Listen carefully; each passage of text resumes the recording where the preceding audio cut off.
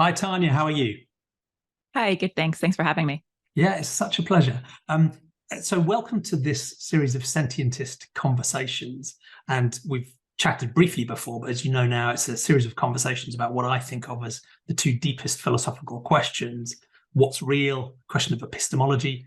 How do we understand reality, and how do we go about forming those beliefs and credences that guide our lives? But just as importantly, what matters and who matters, and those fundamental questions of ethics. And I have an obvious bias because I'm trying to popularize and develop this really simple, pluralistic, hopefully common sense worldview called sentientism, which suggests that when we're thinking about the what's real question, we should commit to using a naturalistic approach grounded in using evidence and reason, hopefully with a healthy dash of humility.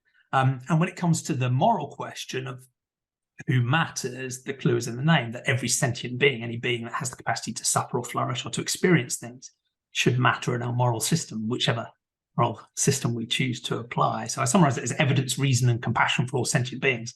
But I'm talking to people in these conversations, whether they agree or disagree with that worldview. So it'll be fascinating to understand your own sort of philosophical journey and how your work fits into that. And I was particularly excited to talk to you because I've heard you speak before on Julia Galef's Rationally Speaking and on Sean Carroll's Mindscape, and I've read some of your work. You focus on obviously the field of human psychology, but how it plugs into both those questions of ethics and critically epistemology as well. So it's brilliant to get the chance to talk to you. And I should stop rambling on and let you introduce yourself for those who don't know of your work already. Broadly speaking, I'm a cognitive scientist, right? And so what that means is that I take an interdisciplinary approach to studying cognition, and in particular, I focus on human cognition. And you're right that within that, I've focused on some very broad topics that I think do relate to epistemology and questions of ethics. And that's in part because I came to cognitive science from a background largely in philosophy of science and epistemology, in addition to cognitive psychology, cognitive development, and so on. And so a lot of the questions that interest me most are those questions that are right at that boundary between empirical psychology and philosophy, right? So thinking about questions like, how can we know things, and what is knowledge, and what does it mean to understand, and how do we acquire understanding, and how can we make the correct decisions, and so on, right? So all of those questions I take to have some really important psychological components to them. We need to understand something about the human mind if we want to understand how it is that we come to know things, how it is that we have a sense of understanding, and so on. But at the same time, I take them to have important normative and conceptual underpinnings that I think we can learn a lot from philosophy. So I'll give you just one concrete example, because all of that's very, very high level and abstract. So one very slightly more concrete thing that has been a topic of my research is what it is that makes something a compelling explanation, and why it is that we're so motivated to explain, right? I mean, it just seems like a feature of human cognition that at least a lot of the time, not all the time, but a lot of the time, we really want to understand why things occur the way they do. We want an explanation for aspects of our experience. And so I'm interested in that process, and when that process seems to lead us to discover things that are real features of the world, and when it might lead us astray. Brilliant. Well, we will have the chance to delve into that quite deeply as we go through. So that's a great opening. Thank you. And you're in a fascinating space, of course, because in a way, given you focus on cognitive and psychology, you're your own case study to an extent as well, which I'm sure makes it entertaining. So that's part of the reason that we're fascinated to sort of dig into your own personal stories. You think through some of these big questions. So if we start on the first of them, this what's real question, the questions of epistemology, and my eldest child described it earlier today to me as the ology, because it's the ology that sits under all of the other ologies, which I quite liked. Fair enough. And that doesn't mean the ology necessarily has to be, if you have good quality epistemology, it can sit under the scientific ologies. But if you have bad quality epistemology, then maybe it can sit under astrology and phrenology and some of the other less reputable ologies too. But for many of my guests, I guess it's a personal story about how they grew up originally.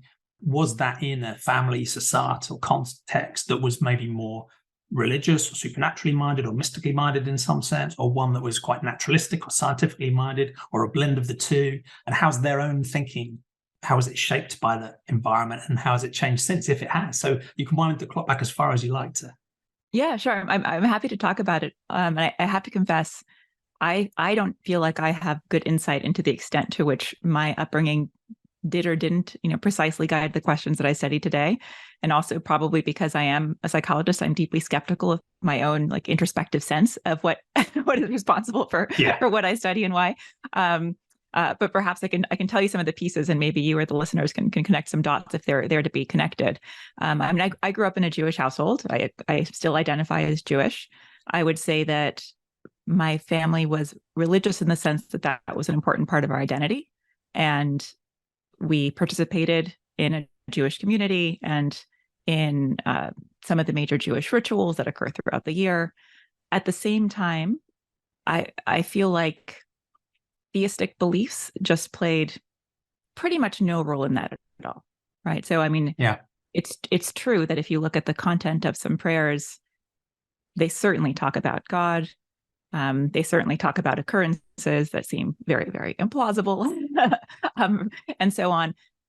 But that just seemed to me to be not deeply connected to what was valuable or important about that religious identity growing up, or deeply connected to the rituals and the value of the rituals.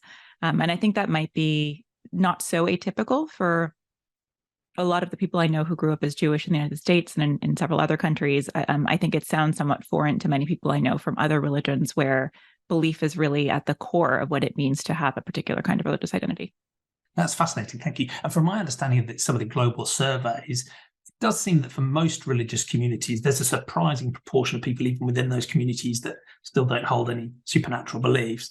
And depending on where you are in the world and the nature of the community, that can be easy or difficult. But it does seem particularly common amongst, US Jewish communities that there's, quite a lot of people within those communities who are richly connected to those communities and get enormous value from it, but don't actually hold to supernatural beliefs as an essential part of, that identity at all. Yeah.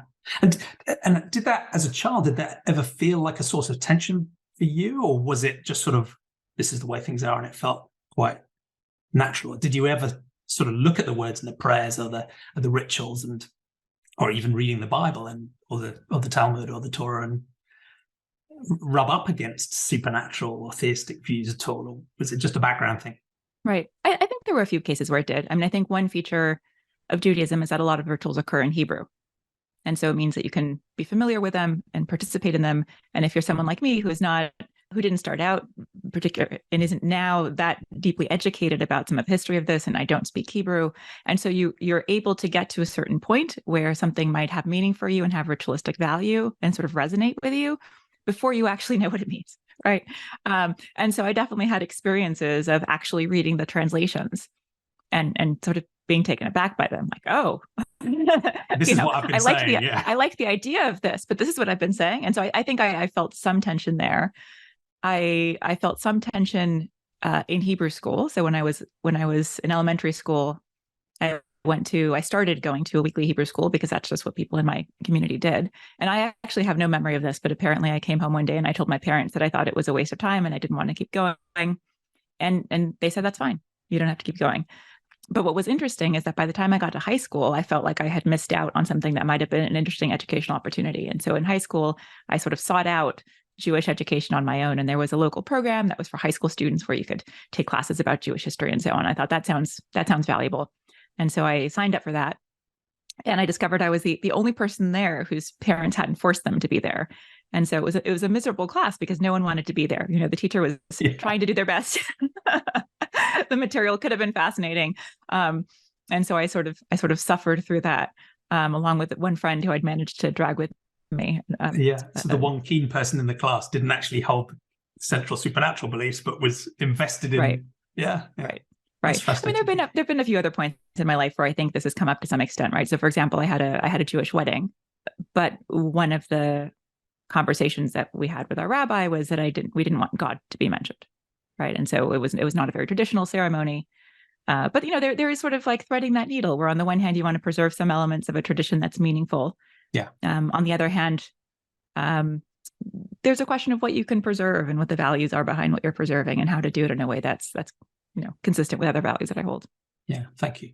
So I guess the theistic or belief in a deity is a classic question when you come to epistemology and what's real and naturalism and supernaturalism, but it's not the only question, there are other aspects of the supernatural, or there are other areas where people hold beliefs that they don't feel need to be or should be grounded in evidence and reason.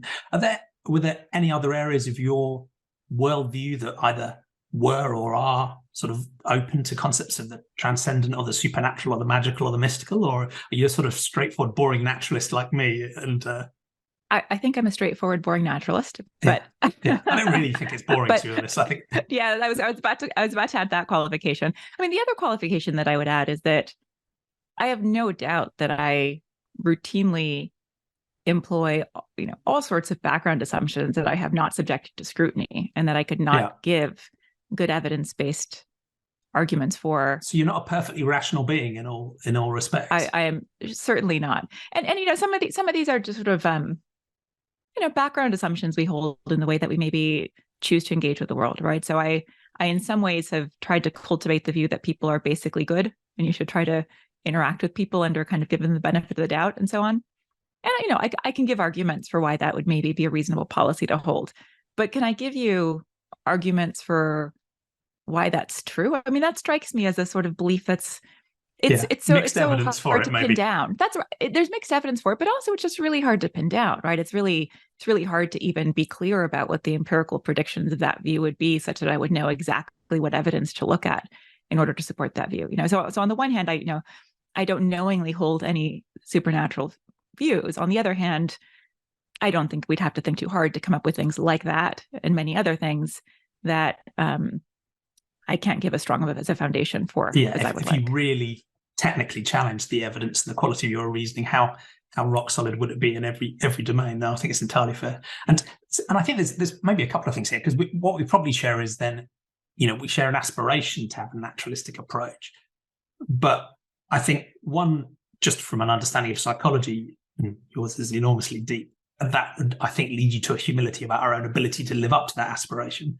But I think there's a second aspect, which to me is actually embedded into naturalism and the scientific worldview in the first place, which is an idea of humility and doubt and uncertainty, because that's the engine that drives us to find more evidence and think harder and work it out. So I think both psychologically and just epistemologically, that uncertainty is a deeply important thing to hold. And there are people, who profess a naturalistic worldview who I think maybe lack a bit of that humility sometimes, and also overestimate their own rationality, and that can lead them down paths that can be just as dogmatic as the religious or the supernatural. So yeah, thank you. Well, and this might be a good place to delve into some of your work, because a lot of your work is about the psychology of epistemology and how do we come to reason and believe, and how does that work.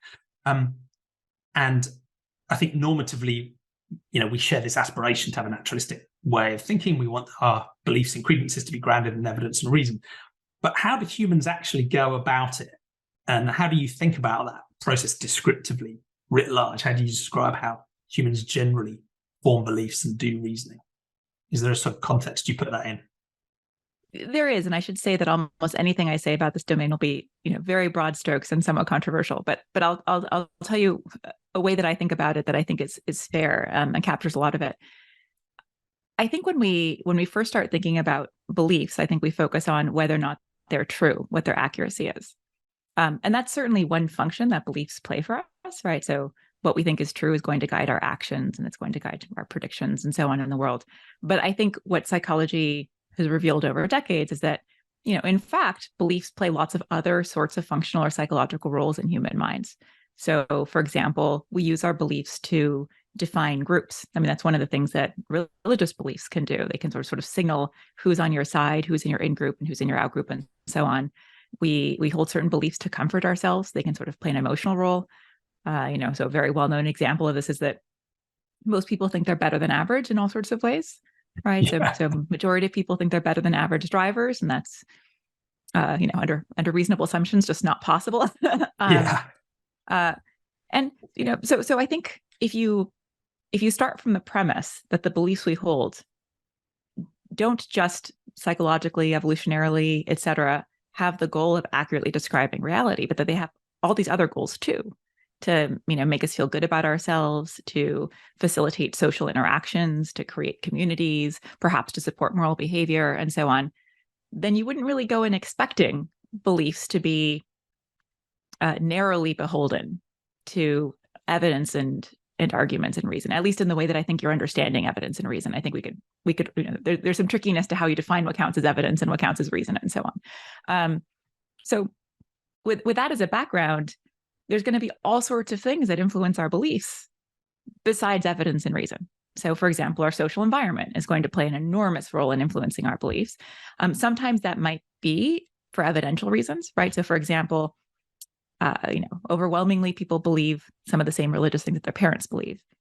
And one reason why that might be is if they think their parents are especially like reliable informants about the true religion, right? So you could sort of defer to somebody because you think they're just like the most reliable agents. And that's kind of like a epistemic evidence-based reason. Yeah, but another reason might just be because you want form of evidence in a way. Yeah. Right. But another reason might just be because, you want to fit in. You want to signal that that's your community, that those are your people. That's valuable to you. As I said, against that backdrop, I think it's easy to, you sort of predict if you start out with some of those assumptions that we're going to find all sorts of cases where beliefs are, I don't want to say entirely untethered from reason and evidence, but at least subject to other influences. Yeah, no, thank you. And I try and think of part of the reason I talk about evidence and reason rather than, for example, science, is because I do want to keep that as quite a broad understanding of naturalism, so that I do think that evidence is not just randomized control trials. I think evidence can involve information directly from our senses or from testimonials or from other sources as well. So I want to keep that deliberately quite broad. And that means, of course, we should be skeptical of lots of those different types of evidence, and we can weight them very differently. But it's not just people in a lab coat running an RCT. So I try and think of it quite a broad sense. But I think that's a really helpful way descriptively to understand how we go about these processes. It's not just some technical spreadsheet process of weighing probabilities or doing Bayesian reasoning, right? There's, as you said, there's this group identity, there's comfort, there's psychological reasons, there's emotional reasons as well that go into that process. As we think about, I guess, so that's partly the epistemological stuff and how do we form beliefs and the role those beliefs can play. Can those other reasons, do you think, actually validly undermine the truth value of a belief? I guess what I'm trying to say is you might have a sort of starting view that true beliefs, it's better to have true beliefs, either intrinsically or because instrumentally they help you navigate the world better. But do you get the sense that there are some of these other reasons for belief can actually undermine the value of truth, the intrinsic value of truth? Can you get to the point where you could say, I don't just understand descriptively why you believe this thing that is wrong, but in value terms, it's sort of okay that you believe that way because of these other factors?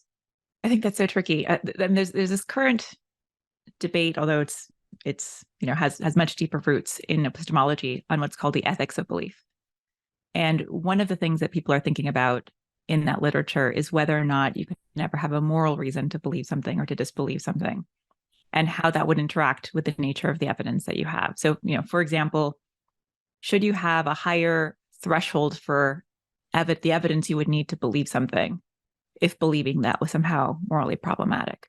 Or can there ever be a moral reason to believe something that would totally outweigh the evidence? So just to give you a concrete example here, some people feel a strong sense of loyalty to people in their community. If you have a situation where the evidence suggests your friend is guilty of something, ought you just to follow the evidence? Or is there room for this feeling of loyalty or this personal relationship to somehow change the way you evaluate the evidence by changing, for example, the threshold for evidence that you would need before you come to believe that they're guilty or something along those lines? And the idea is that it's not just that you know the person really well and so have a firmer prior belief. It's supposed to be that the loyalty itself might play a role. And so I have to admit, I don't have a fully worked out view on all of this. My inclination is to say that these sorts of factors shouldn't really affect what we believe is true, but maybe they should affect how we act in the world. So, for example, maybe it shouldn't affect how likely you think it is that your friend is guilty. But if you're in the context of a jury trial, for example, and considering the relative costs and benefits of getting it wrong in various ways, right? It's a much higher cost, for example, typically, to find someone guilty when they were innocent. That seems like a really bad mistake Whereas finding somebody innocent who is really guilty of a nonviolent crime, you might think that's not as bad of a mistake. And so you might decide how you're going to vote as a juror in a way that takes into account these moral considerations and the consequences for various individuals and so on, which aren't strictly about whether the person is guilty or not. But in terms of what you think is true, maybe that really should just be the evidence and arguments. I'm inclined towards that kind of picture. I like that approach because I do worry that if you allow those other factors to actually undermine the central truth value, I think that can also take you to some very dangerous and dark paths. And we see those in, much of society today. Whereas I think you're right, if you sort of hold on to that sort of aspiration to the central truth value of belief, but of course, moral thinking can change what you say or what you do or how you act. I think that's quite a nice, compartmentalization. So yeah, thank you. And as we're going about doing reasoning more generally, is it fair to say that there are sort of different modes of thinking people might use? So we think about the reasoning that might happen in philosophy or in sciences, for example. You've done a lot of work on sort of folk epistemology, and there's the ideas of more intuitive ways of reasoning and thinking and how those might have evolved. And what's the best way of thinking about the different sort of modes of thought, and how do you think about those?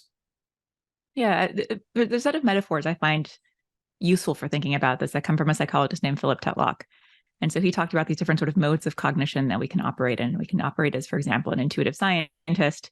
But we could also be something more like an intuitive lawyer, where what we're doing is not so much trying to start with the evidence and reason to a conclusion, but start with the conclusion and then figure out how to make a solid case for it. Or we might be able to have sort of a more intuitive theologian way of approaching the world, where we're trying to sort of police the boundaries of what's sacred and so on. And so I find those sorts of metaphors helpful, but I'm not actually committed to the idea that we have these fundamentally different modes of cognition. I think, most of the time we're engaged in a balancing act where we have lots of different goals. It's not like in real life, there are the moments where we're 100% concerned with accuracy, and then the moments where we're 100% concerned with negotiating social relationships, and the moments where we're 100% concerned with, I don't know, we say ritual and community or something like that, right? I mean, I think for the most part, these are all just tied up with each other, and any given decision or situation that we face involves some trade-off of these kinds of considerations. So I guess I have the view that the metaphors can be helpful because they orient us to these different kinds of roles that we're competing with. But I think the danger is thinking that there are actually different modes of cognition. And you see different kinds of modes of cognition that people often talk about that I also don't think should be sort of verified that strongly. So people talk about a sort of intuitive versus a reflective mode, or system 1 and system 2, and so on. And I think it's typically a mistake to think of those as ways of reasoning that entirely dominate a given episode of reasoning or entirely characterize the way a person approaches. We're generally much more messy than that. And I think that's right. Remember their metaphors and they're not actual switches in our heads. Yeah. Thank you. So that's really useful because it gives us a sense of descriptively how we might go about reasoning and using different types of evidence and forming beliefs. How do you think about the main ways it can go wrong?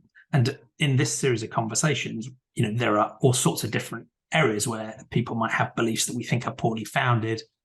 There's always a danger that my way of judging somebody else's epistemology is based on how much they agree with me, which clearly isn't how I should be judging people's epistemology, but there's a danger there.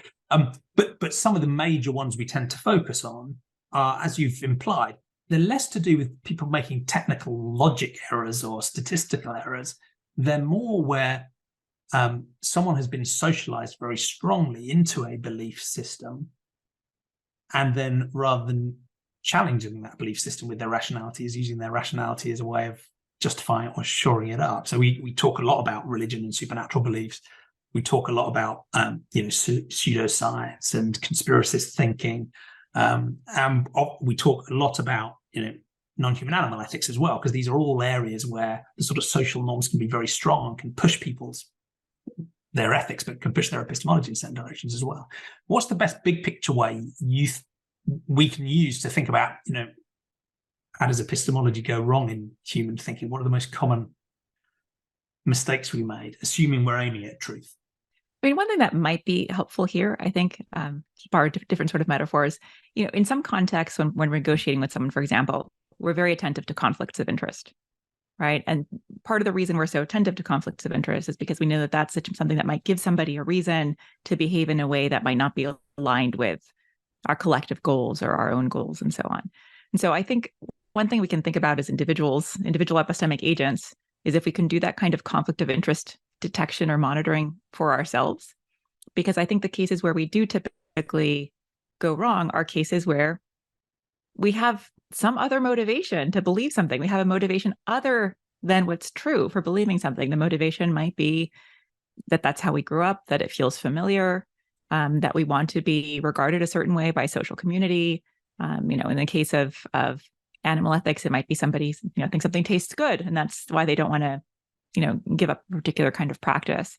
And so I think some of the mistakes arise in treating those real influences on belief as if they give us good reasons to think something is true. So I suppose I gave you sort of an indirect answer to your question there. So where is it that we go wrong? It's when we have these conflicts of interest, right? It's when there are, I want to say, reasons why we believe something, but where those reasons aren't truth tracking. Those reasons have other kinds of psychological functions. Yeah, thank you. And I think there's a long list of different psychological phenomena that can then flow from that. That's a great way of understanding the big picture, is that conflict of interest, where we're not doing the sort of perfect scientist neutral starting point, look coldly at the facts and evaluating. That's just not, it's very rare that we're doing that as humans. There's already a bunch of stuff that's going on our head and loads of different interests, and where they conflict, there should be red flags for where our epistemology might go off course. Yeah, thank you.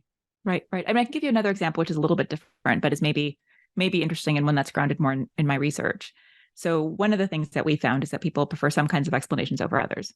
So for example, all else being equal, people tend to prefer simpler explanations. I think we kind of intuitively know that.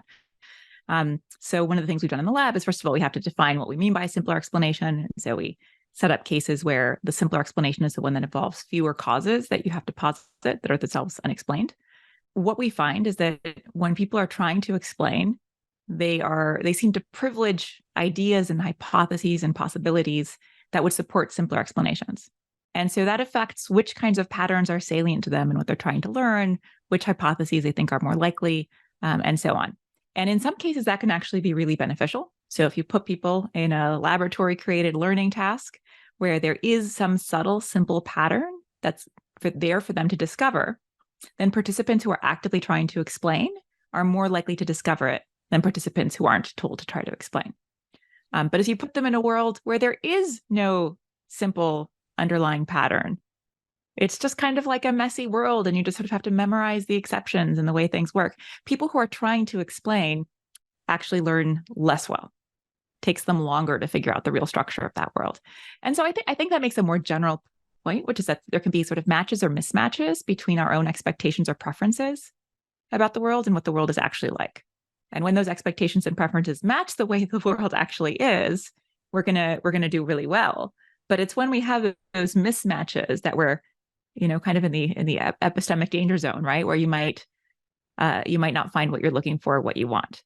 And the example that I just gave about explanation is sort of, it isn't obviously like a social goal or a moral goal or anything like that to find simpler explanations. That might be something more like a epistemic heuristic, right? Like maybe it's something that actually in a lot of cases is a good way to approach the world, but there's going to be those cases where it systematically leads us astray. And so we need to be a little bit careful about those as well. Yeah, that's great. So being aware of the conflicts of interest is important, but also being aware of those heuristics and the fact they don't always fit. Yeah. So the idea of a simple explanation, is compelling, because a simple explanation is easy to remember, and you would also think that the simpler explanation is maybe more generalizable as well. But if there isn't a simpler explanation, you're going down a dead end. In a similar way as maybe some of the other heuristics we might have, like agency detection.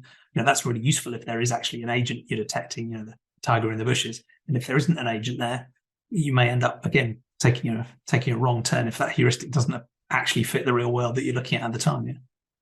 Yeah, that's right. And so I think that the general story is that we have to be wary of cases where expectations and preferences don't match the world. And of course, the problem is we don't know in advance when those are going to be. Find out. Yeah. That's tricky. Yeah, that's brilliant. Thank you. Well, let's move on to the second equally big question, this question of what matters, and I'll probably blur it in with who matters too. It's interesting with people like you and me with a more naturalistic way of understanding the world, because one thing we don't necessarily have is we don't have a religious moral structure given to us with a book of rules and a supernatural authority that will judge us.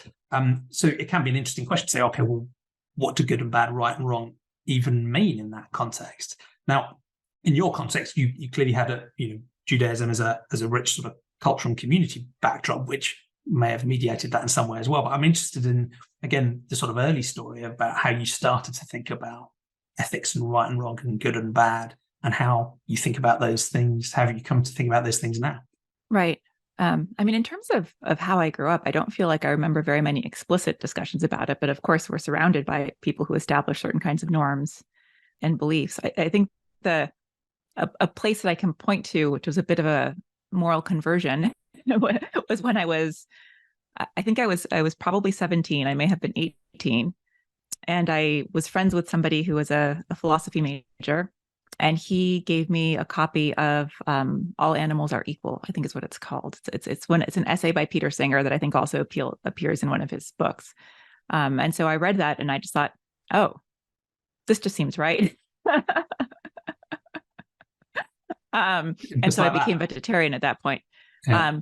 And so that's interesting to me, because that was very clearly for me, there might have been all sorts of ways in which I was already sympathetic to elements of the argument, but it felt very much like just being presented with an argument, feeling like it was a good argument, and feeling like accepting that argument had clear implications for how one ought to act in the world.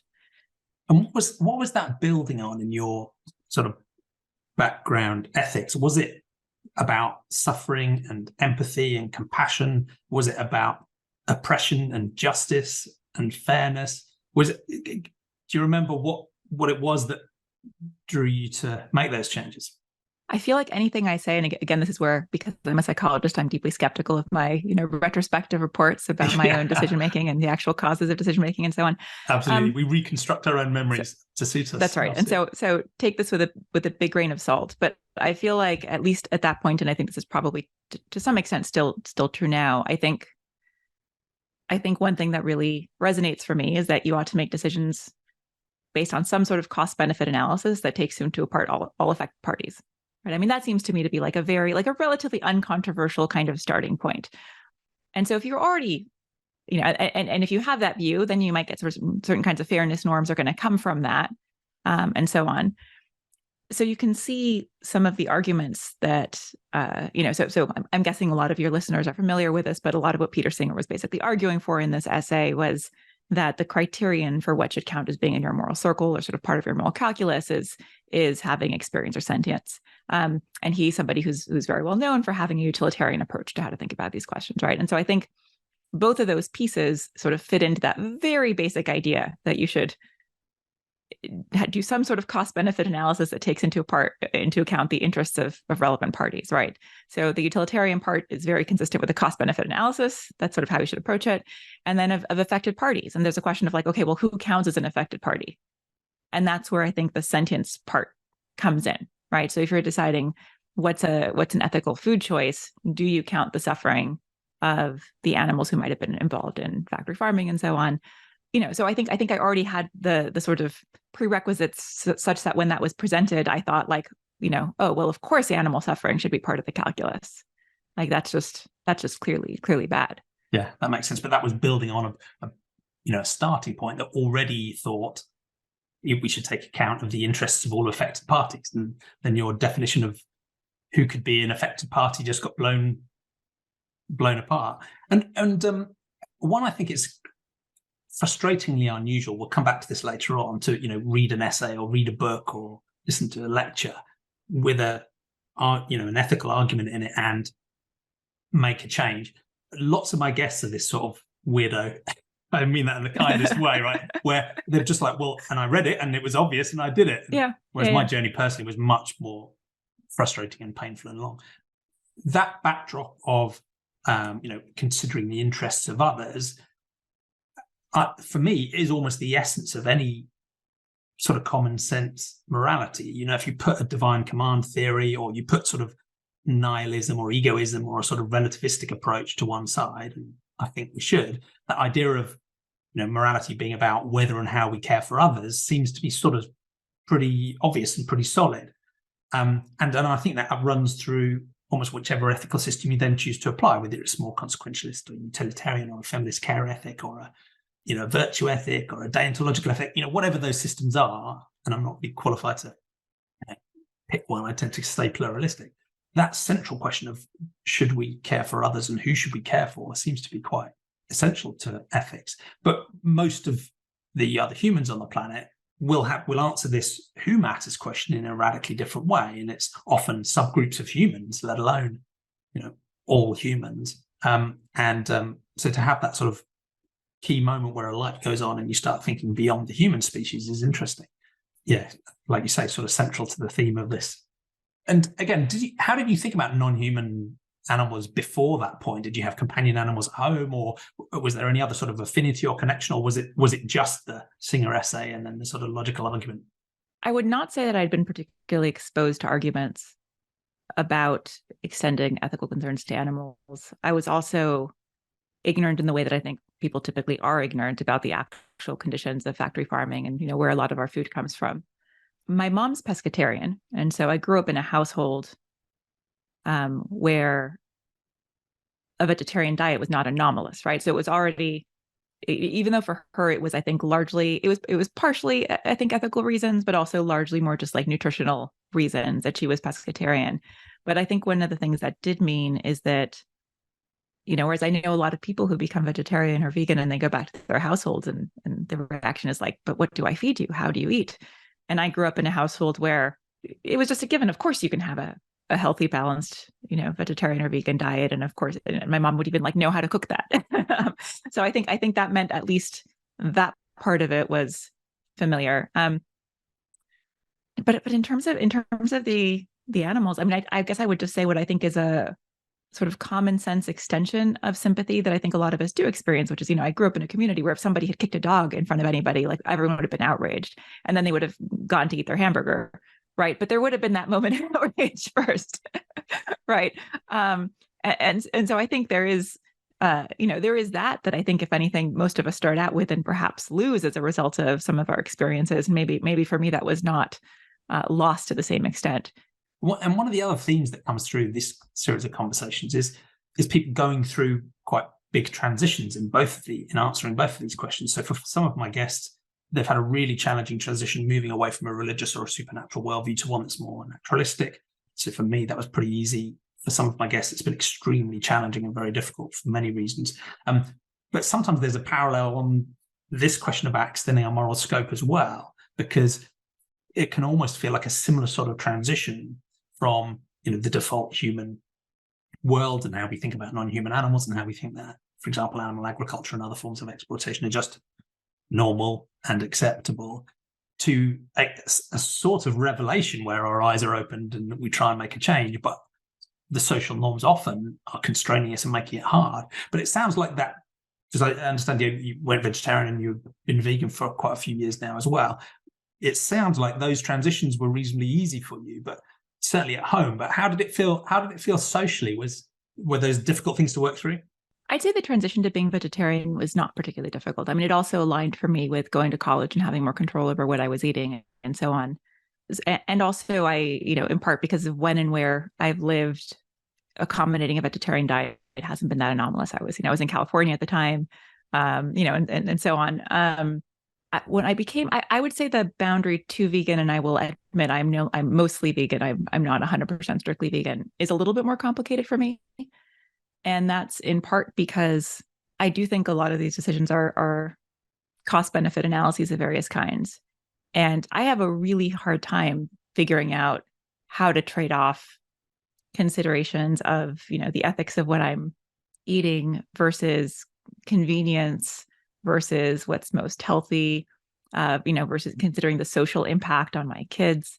So part of the reason why I slipped a little bit from being, pretty strictly vegan to being what I say now, which is that I'm strictly vegetarian, mostly vegan, is because, every single kid's birthday party that you go to is cheese pizza and chocolate cake, right? And so I had to decide what are the social consequences going to be for my kids if they could just never participate in these very basic rituals and so on. And so that gets complicated for me. I feel like I've sort of adopted policies, and they've evolved a little bit over time as I've felt like our environment has changed and so on. But I cannot say with confidence that we are drawing the line in exactly the right way. I do think all of these things can trade off against each other, right? So I don't think there's some sharp boundary that says that my kids' social lives doesn't count, social consequences for my children don't count in the calculus, but animal suffering does. I think it does count in the calculus. I just have no idea how to weight those things. And so I find those very challenging. Yeah, of course. And I think sometimes this doesn't come through clearly enough in the sort of classic online discourse, but right, there is no perfection to be had, right? It's basically impossible to live without causing some form of harm to other humans and to other non-humans. So this isn't about some sort of perfection, purity narrative. And I think one thing that has become clear to me through all of these conversations is that the sort of social and practical context that we all live in is a massive constraint on our ability to, live good lives and do what we need to do as well. So, jumping ahead to our later questions, this isn't just a question about persuading individuals. This is a question about social change and institutional change and the epistemic context we're in, and the practicality and ease of doing things and shifting all of that stuff too. Right, we've got to change the whole thing. That's true. I mean, one thing I worry, this is just rationalizing my own current preferences, but one thing I do think about sometimes is, and this is really an empirical question, is what is going to be the most persuasive case for veganism or near veganism for other people, right? Is it going to be exemplars who are 100% following veganism, or is it actually going to seem like it's more doable to take a few steps towards veganism if you see exemplars of people who are, managing to make it work in their lives in part by having some flexibility? And I honestly don't know the answer there. I really do feel like that's just an empirical question that I don't know the answer to. But if I did know the answer, that would inform my thinking about what one should do in order to perhaps be a piece of the social change that I think it would be good to see happen more. Thank you. So it sounds like when it comes to the who matters question, you've already sort of implied your answer, which I agree with, which is it should be about sentience. That's what qualifies you to count as a moral patient. And then obviously there's the real world challenge of how to put that to practice. And earlier on, it was really interesting how you talked about this potential for the ethical question and the moral questions to change your epistemology. And I think your view was that, in a way it shouldn't. Your epistemology should still aim at truth. But of course, your ethics and morality changes behavior and everything else we do, which I like. But I'm also interested in your view about how things can work the other way around.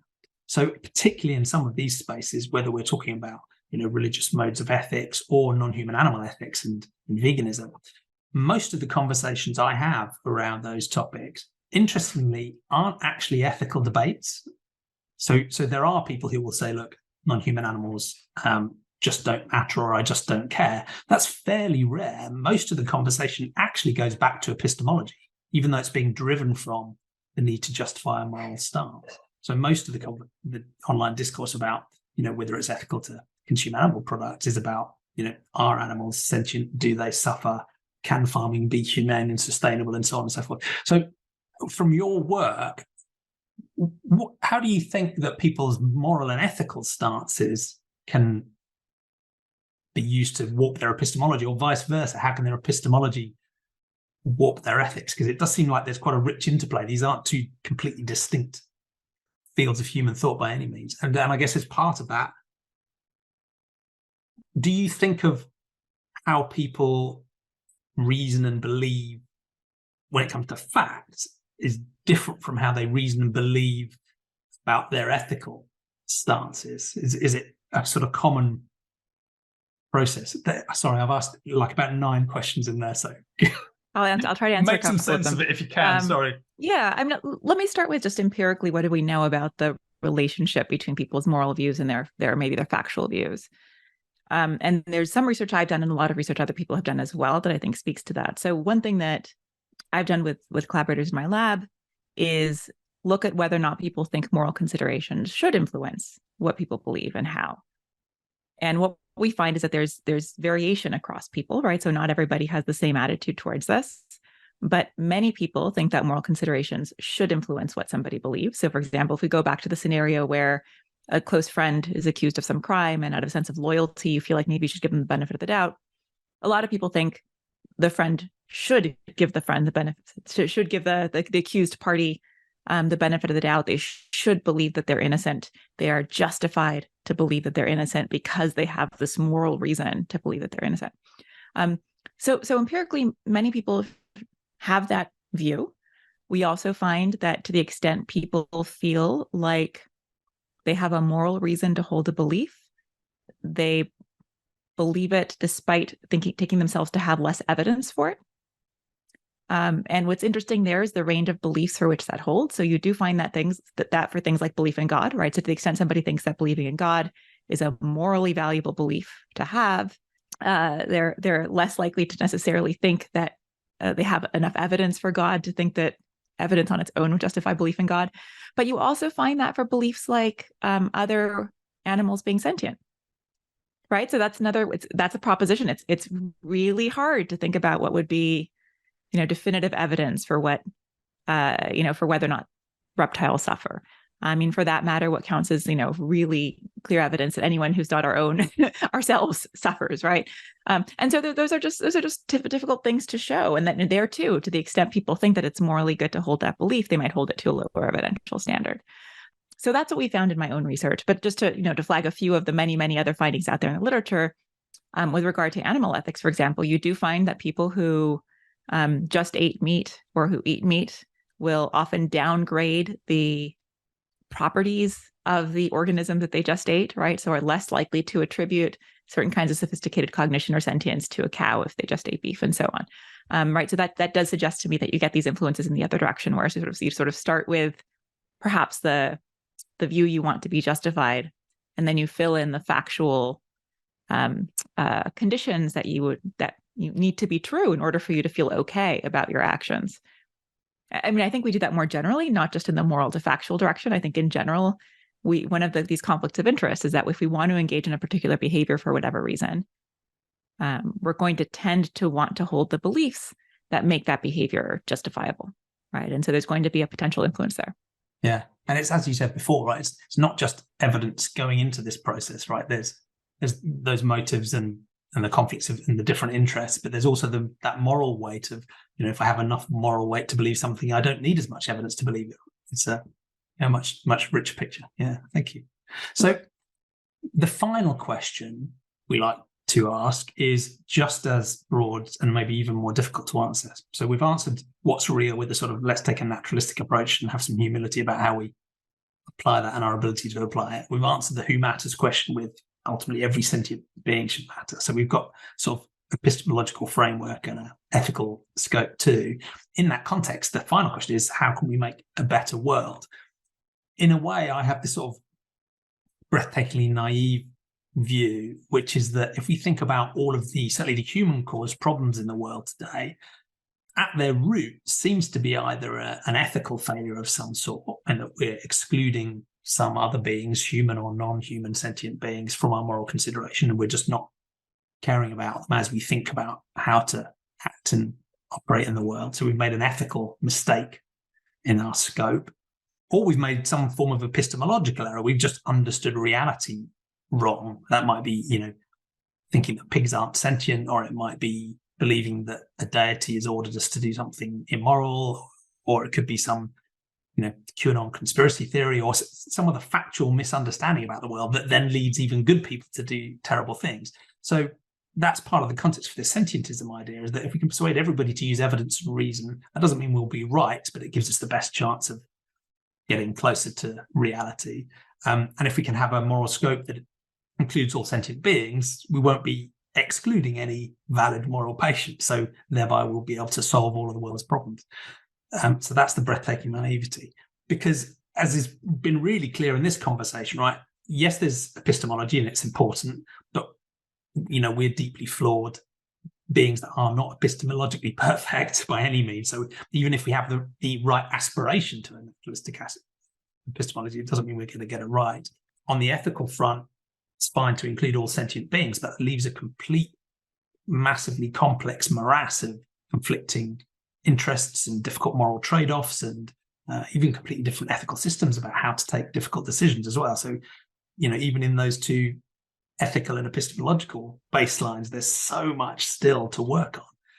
But I guess my central point in this conversation is that even those things, if we could get them right, aren't quite enough, because then you've got to deal with human psychology and human sociology and political will. So many of those, big world problems technically can seem quite easy to fix in an epistemological or in an ethical stance, but it's often political will and sociology and human psychology that are getting in the way. So if we think now about how to make a better world, how do you think about the role of human psychology, either as a barrier to positive change or as an enabler to positive change? And how can we use it to do more of the latter and less of the former? And using your insights, how can we get humans to be better? Gosh, I wish I knew the answer to this. I mean, I think before I can even think about the positive story, I think there's even like more complications to the naive picture, right? So these are related to the ones that you raised. But I think on the normative side, I think it isn't just that we, would have to decide if we're going to be consequentialists or deontologists or what flavor of moral view we're going to have, even if we, agree with sentience as the criterion for being in the moral inclusive scope. I think it's also that thinking about what kinds of experience, are there flavors of experience? Are there different kinds of suffering? Are there experiences other than suffering that are relevant? How do we aggregate those or compute over them, right? Like, how do we come up with some sort of metric that allows us to talk about, crustacean suffering versus snake suffering versus human suffering? And then if you have humans who vary in their capacities and experiences, how do we think about that, right? So I feel like very, very quickly that gets very complicated. And then you add the trade-offs part, right? And so I think that's, just the normative part there, which is also going to rest on empirical claims as well, but that's really complicated. And then the other part of the naive picture, and I think this maybe does point to where psychology can help, is that having the right moral beliefs and the right factual beliefs about the world isn't going to be enough if it doesn't translate into the right behavior. And one of the things that we know from psychology is that behavior change is really hard. And there's lots of cases where having the right beliefs and intentions doesn't seem to be sufficient, right? And I think the painfully mundane cases of this are things like exercise and diet, right? So many, many people struggle to have, to exercise the way they know they ought to. And they struggle to, eat in a more healthful way, even if they know what that would look like. And so that's an interesting case to think about, because I don't think it's a moral failing. It's not a failing of their values. They sort of know what they prioritize and so on. And I don't think in those cases, at least, the kinds of cases I'm imagining, it's not an epistemic failure. It's not that they don't know the advantages of, for example, a particular exercise, or they don't know how to do it. That's not the problem. It's the actually getting yourself to do it part, right? And so I think that's maybe one of the big pieces we need to focus on. And I think a lot of psychologists are thinking about this. Is that what people mean by acrasia, or is it not quite that simple? Yeah, I think that's one of the things that they mean, psychologists. I think that's philosophers talk about it in terms of acrasia and weakness of the will often. I think in psychology, people often talk about this as a problem of behavior change. And that's a term that you see used in many contexts. Some of them are contexts like exercise and diet, and others are things like clinical psychological contexts, where maybe people are trying to actually change the way they engage with the world and in various sorts of ways. So that's really challenging. We know that that's really hard. I think we probably can all think of all sorts of firsthand experience, examples of how that's really, really hard. And so now you're thinking about the problem of how to, on a large scale, get people to engage in behavior change. And I think for some of the reasons you mentioned and more, I think it's not enough for people to have the right beliefs and the right values. I think if they have factually incorrect beliefs and if they have different values, it's going to be a major obstacle to, effective coordinated action around global crises that we need to solve together. But I think it's definitely not sufficient. And so I think one of the things that psychology can help us understand, besides how you might, shift people's beliefs and maybe shift their values and things like that, is how to think about the relationship between those things and actual behavior. Thank you. And there's the conference that's just finished at Kent University this is an animal advocacy conference, and it's managed to listen into some of the online forums, but it's fascinating because it's bringing together psychologists and sociologists and activists to think about this in a much broader sense, because it's not just a psychological issue. It's not just an epistemic or ethical issue. It's about a wider social context and lots of practical stuff too. And I think that's partly how I've come to think about that challenge of taking, beliefs and ethics and turning them into action, is a lot of that is about the context that we're in. It's about the social norms that we're in. It's about practicalities and availability, and how easy is it to do the right thing, and the more we can make it easy to do the right thing, the better. But if we zero back in on individuals, are there ideas you have or tips you could give if we are in conversations with other people and we are trying to shift their epistemology and their ethics, if we're trying to persuade them to become sentientists, for example, or go vegan or adopt a more naturalistic worldview? What are the best ways you think we can persuade people but do that in an ethical, high integrity way that doesn't feel like we're, manipulating or twisting? Do you have some thoughts about just practically day to day how we can go about influencing each other? I do have some thoughts, but this is now going to be my naive picture of human psychology, because I think it's massively more complicated. I mean, I think one thing that I'm sympathetic to, and this is something that many people have said in the context of persuasion and so on, is I think you want to understand why people hold the beliefs that they do, right? So I think one sort of mistake that we can make is just going straight for the, here's my argument and here's what you should believe and why. And I think you're not going to get real engagement if you don't understand the foundation for somebody else's belief, right? What led them to that and why? And then maybe you want to think about, well, is it that you two disagree about what the empirical facts are? Like, for example, what the treatment of animals actually is like in factory farming? Is it that you disagree about the moral status of animals? Is it that you disagree about whether animals suffer? Right. So I think being prepared to listen as a starting point so that you really understand why somebody holds the beliefs that they do is a really good starting point. The other view that I have, and this is really the naive picture, but I'm going to hold on to it until the evidence forces me not to. At the very beginning, I sort of suggested this picture where our beliefs are playing all sorts of roles. We're calling on our beliefs to play social roles, to play moral roles, and to play epistemic roles. And I think that if we can get people to recognize that and to find other ways to serve those non-epistemic roles, that might liberate them to allow their factual beliefs to really just play the factual role. So, here's an example that I have in mind that I use often because I think it's an easy one to get. So in some sense, I believe that my kids are the best kids in the world. But in what sense do I believe that? I mean, if you presented me with a bet and we forced me to operationalize what it means to be the best kids in the world and so on, if you engaged with that, if I told you my kids are the best kids in the world and you said oh yeah, well, what are the empirical predictions? Do you want to, it would sort of feel like you were missing the point, right? When I said my kids are the best kids in the world, I wasn't really trying to make a factual claim about the world. I was just saying I love my kids and here's something about my relationship to my kids that are really important to me. And so I feel like a lot of the things that we say to each other are like that. Right. And if we could get people to appreciate that what they really want to do is express a value, what they really want to do is express a feeling. Can they express that value or that feeling in some other way such that they don't have to force it onto the belief, right? And so some evidence that does support this sort of idea. There's an idea that political scientists talk about called expressive responding. And so this comes up in the context of political surveys, for example, where the political surveys might look like they're asking perfectly factual questions, right? Did more people attend Trump's inauguration ceremony or Obama's inauguration ceremony or something like that? I mean, that's just a factual question. And what you'll find is that people will respond to these seemingly factual questions in a way that closely tracks their party ideology.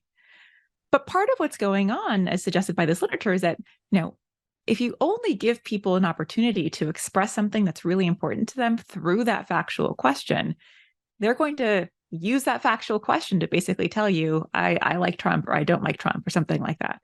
So can you give them an opportunity to express that in some other way and sort of just recognize that what your values and preferences are and all of those other aspects of your identity don't have to be tied up to that factual. And this is part of the reason why I think, issues like anthropogenic climate change are so complicated and intractable right now, is because they've not been allowed to be strictly factual claims about the world. They've gotten tied up with your ideology and your political identity and all sorts of other things like that. So my perhaps naive view is to think about how to separate the epistemic belief function of beliefs from these other things and give people other avenues for expressing those other things, which are also important to them, right? So I don't mean to be saying those other things don't matter.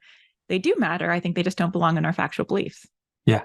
I really like that. Yeah. So if there's other routes for those, needs and interests and those needs to signal to be met, then you can free up epistemology just to be more about the truth. Yeah, that's great. That's the naive hope. No, I like it. I really like it. And the one of the things that's weird about epistemology is it's much easier to spot flaws in other people's than it is our own. But I guess you can use that same approach even with yourself. As you said earlier on, you can look out for those conflicts of interest, look out for what you want to believe is true, and where you're doing signaling. And is there anything else you'd say about how to examine our own ways of reasoning and using evidence that we should think about? There's some evidence that people vary along this dimension that psychologists call actively open-minded thinking. And this is measured using a standard scale that involves many things, but roughly it tracks your willingness to systematically expose yourself to opposing ideas, opposing evidence, and so on. And I think it's useful to remind ourselves of that, because I think a lot of our default psychological tendencies are to expose ourselves to evidence that's going to be friendly to our views, to surround ourselves with people who are likely to have similar views to ourselves, and so on. So I think another one I would add is to be somewhat proactive in making sure that you are exposing yourself to other ideas, other arguments, that if there were evidence out there that contradicted what you believe, that you were putting yourself in a position to potentially be exposed to it. Yeah, thank you. Good top tips for others and for ourselves too. Easier said than done for all of these. Yeah, absolutely. And I'd scribble down another slightly cheeky question, which is, why do psychologists still have cognitive dissonance when they understand it so well? But I think this is true. When I speak to the moral philosophers, they've done studies that show that moral philosophers aren't necessarily more moral than anybody else. And I guess the same is true with psychologists, right? You can have a deep understanding of our own psychological challenges and opportunities. It doesn't mean you're immune to them either. Yeah. That's right. And to give a sort of extreme example, but just I think it helps make the point. Being somebody who understands exactly how reflexes work does not mean that you're not going to show those reflexes when somebody taps your kneecap and they're just the right way, right? Yeah, you're still a human, right? So, yeah. That's right. So a lot of the psychological mechanisms that psychologists are trying to characterize are not ones that we necessarily have direct control over, and are not ones that are introspectively accessible to us necessarily. And so I think a lot of the strategies that we have to develop don't directly overwrite those tendencies. It's more like those tendencies are still operating there as normal. And what we are doing is developing strategies for circumventing them by changing our environment in various ways, by reminding ourselves to expose ourselves to contrary evidence, because that's not the thing that we would probably do just by default, given a lot of our unconscious mechanisms and so on. I think sometimes because we feel like we have direct access to what's going on in our heads, we think we see everything that's there and have control over it, but both of those are errors, right? We don't see everything that's going on introspectively. We don't have control over everything that's going on, even if we know it's there.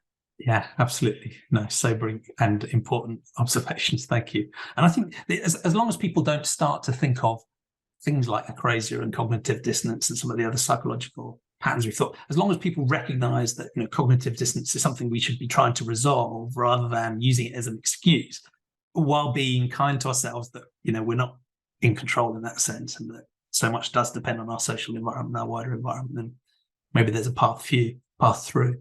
But how does all of that leave you feeling about our prospects generally for positive change, whether it's climate change, non-human animals, other things, given, in a way, we're a really bizarre species, the amount of knowledge we've managed to develop and the way we reason and the way we understand about the world, we're quite an amazing species. But given our conversation, we have plenty of problems too.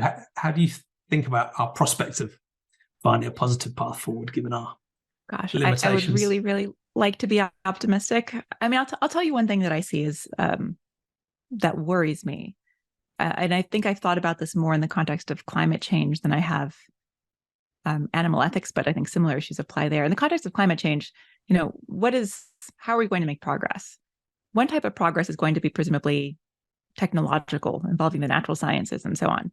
And I'm somewhat optimistic on those fronts.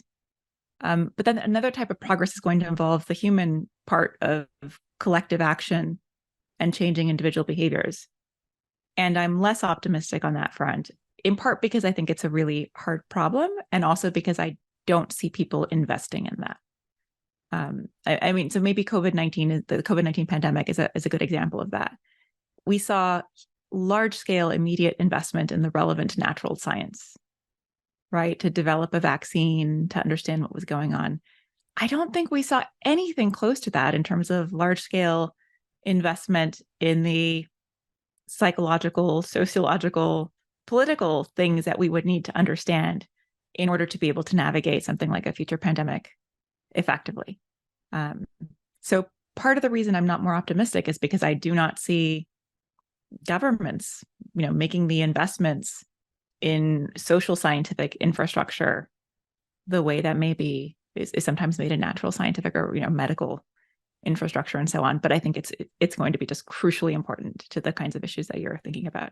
Yeah, I agree. And I think there's, in each of those topics, as I mentioned before, it's almost as if the technical solution is reasonably straightforward. In the climate change, we have renewables and sway the things we can do. When it comes to non-human animals, we have 4 times more plant food than the entire human species need today. So, that's pretty trivially easy. And when it comes to things like COVID-19, right, the technical solution came through with the vaccines quite fast and the technical solutions were there. But as you say, the real dark heart of those problems is in human psychology and social norms and political will, and how do we drive those things? And it seems that some people end up sort of despairing in the human behavior side and just say, look, we just need to hit the tech fixes harder. But I just don't think that's really going to work. And I'd agree with you. Personally, other sentientists might disagree with, but I think if only we invested as much in that social and political and psychological infrastructure and behavior change as we did in the tech fixes, things might look a bit optimistic on all those fronts. So hopefully all the important funding agencies surely listen to this podcast. I'm sure they persuaded do. by these arguments. A small but refined audience who will now be updating their policies and their budgets as we speak. So. Excellent. I'm more optimistic already. Yeah, good. Well, it's been brilliant to speak to you. Is there anything else you wanted to add into the conversation before we wrap up? We've answered what's real, what matters, who matters, and how to make a better future, which doesn't sound too bad in 80 minutes. We've tried to answer. Maybe this is a note of qualified optimism. One of the things that you pointed out was that you've heard from many people on your podcast that an argument is really what persuaded them.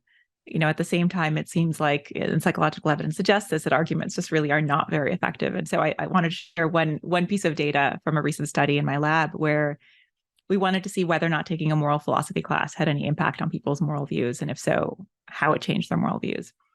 And so the first thing is that taking a moral philosophy class did result in change in 6 of the 12 items that we queried, including extending moral concern to animals. That was one of the things that we looked at.